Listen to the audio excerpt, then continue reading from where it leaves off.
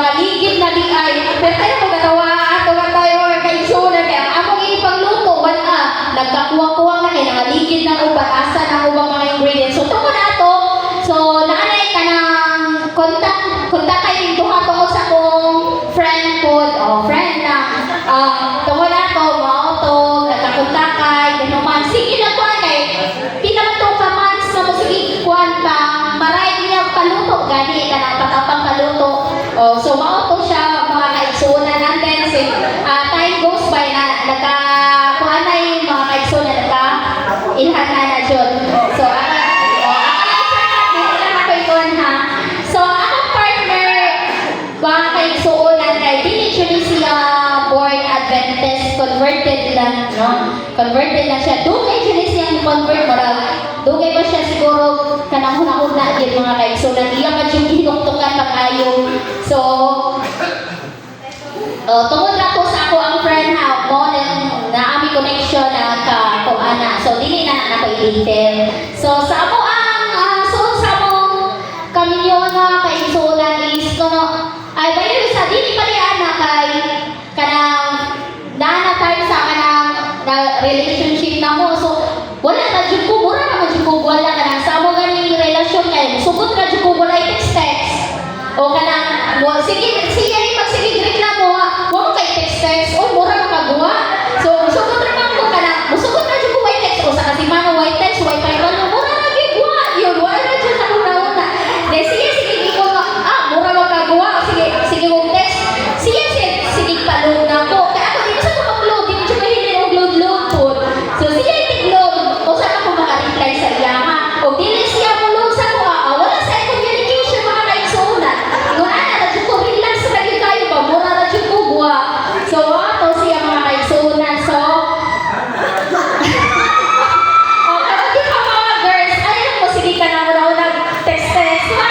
Pagkulat mo ang textan mo. Pagkulat ang mga.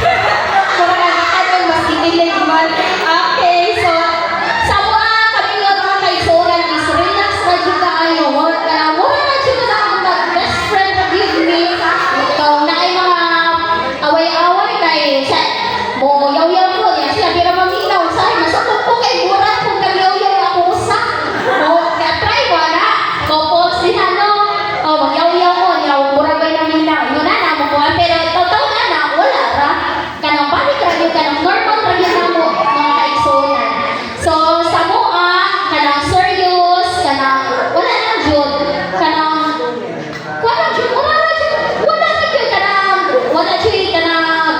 ingot nga, kung naay problema, kaigsunan, no, in terms of money sa mua, is kanang magkuhan nga, kanang dapat i-budget na nakaset na plan gani mga kaigsunan pananglitan kanang dili gani kanang kuan ra gani wants of needs mani amo ang style.